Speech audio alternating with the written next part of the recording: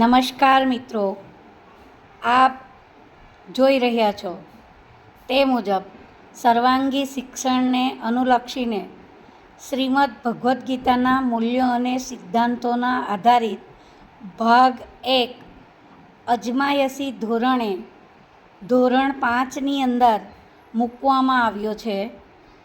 એક સાહસની લાગણી સાથે NCERT દ્વારા અહીંયા સુંદર પ્રસ્તુતિ રજૂ કરવામાં આવી છે.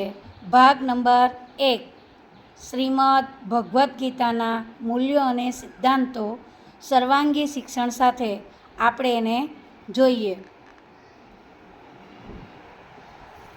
અજમાયશી ધોરણે ભગવદ્ ગીતાના મૂલ્યો ભાગ 1 સ્વરૂપે અહીંયા મૂકવામાં આવેલા છે. આ પુસ્તકની અંદર તે આપણે જોઈ રહ્યા છે.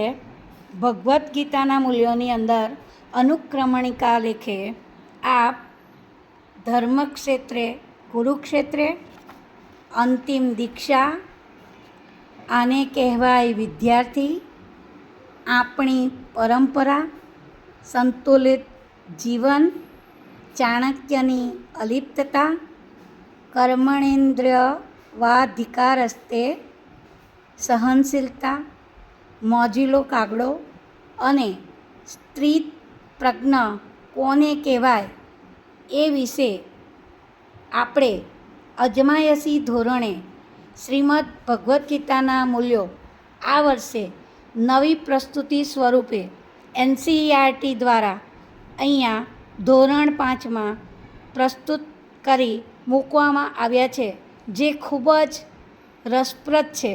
અમારા અનુભવના અનુલક્ષીને બાળકોના જીવનના મૂલ્યોને સુંદર અને સહર્ષ રીતે બાળકોની મૂલ્ય ગતિવિધિને આગળ લઈ જવા માટે, સાથે સાથે બાળકોના જીવન ઘડતર માટે, માનવતાના મૂલ્યોના વિકાસ માટે, સાથે સાથે એક ગીતા આપણા ધર્મગ્રંથ સ્વરૂપે આપણી સાથે છે અને આપણા ધર્મગ્રંથ વિશે આપણે એની માહિતી મેળવવી ખૂબ જ અગત્યની હોય, આપણા જીવનને સાર્થક કરતી હોય એવા અહીંયા સુંદર સિદ્ધાંતો દ્વારા આપણને ભગવદ્ ગીતાના મૂલ્યોમાં શીખવવામાં આવ્યું છે, જે અમે સુંદર, સહજ અને સંગીન રીતે બાળકો સુધી પહોંચાડવા કટિબદ્ધ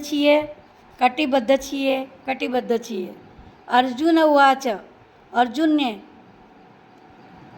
એની અંદર આપણને ભગવદ્ ગીતાના આ સંસ્કૃતના શ્લોકો સાથે જે ગુજરાતી ભાષાંતર આપણને આપવામાં આવ્યું છે એ ખૂબ જ રસપ્રદ છે, ખૂબ જ આનંદિત છે. બાળકો સહર્ષ સ્વીકારી શકે એવી ભાષામાં છે. બાળકોને ચિત્રશૈલી ખૂબ જ અનુકૂળ અને અનુલક્ષે એવી સ્થિતિમાં છે. બાળકો ખૂબ જ આનંદ પ્રેરિત આ વાક્ય રચનાને સ્થિતપ્રજ્ઞ કરી પોતાના જીવનમાં ઉતારી શકે એવી શૈલી ભાષામાં છે, જેથી આ પુસ્તક NCERT દ્વારા જે રજૂ કરવામાં આવ્યું છે તે સહજ, વધામણાયુક્ત છે અને સૌ પ્રાથમિક શાળાઓ, માધ્યમિક શાળાઓમાં અહીંયા જે અજમાયશી ધોરણે મૂકવામાં આવ્યું છે તેને સહજ સ્વીકાર કરીએ છીએ અને આ જ બાળકોને આપણા જીવન મૂલ્યો શીખવાડવામાં અમે બિલકુલ કચાશ ન કરી શકીએ એવી શૈલી છે, જે આનંદિત ભરી છે, સહર્ષ ભરી છે. કુદરતી અનુલક્ષીને અમે એને સહર્ષ સ્વીકાર કરીએ છીએ. ધન્યવાદ.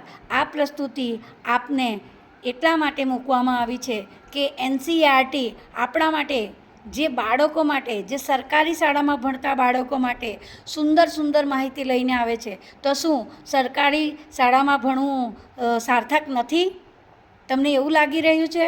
ખરેખર સરકારી શાળામાં ભણવું એ જ બાળક માટે સૌથી સાર્થક છે. મોટી ફીસ ભરવા કરતાં આવી શાળાઓમાં ભણીને અનુભવી શિક્ષકો દ્વારા તમે સુંદર માહિતી મેળવી શકો છો. સુંદર પુસ્તક સાથે અહીંયા વિરામ કરું છું. આ જ પુસ્તકને અમે બાળકોના મૂલ્યો સુધી પહોંચાડવા માટે સરસ પ્રસ્તુતિ છે. ધન્યવાદ સાથે આપ સૌનો ધન્યવાદ, આભાર. અહીંયા સમગ્ર પુસ્તકો સામેલ છે, જેનો સહર્ષ સ્વીકાર સાથે ધન્યવાદ, ધન્યવાદ, ધન્યવાદ.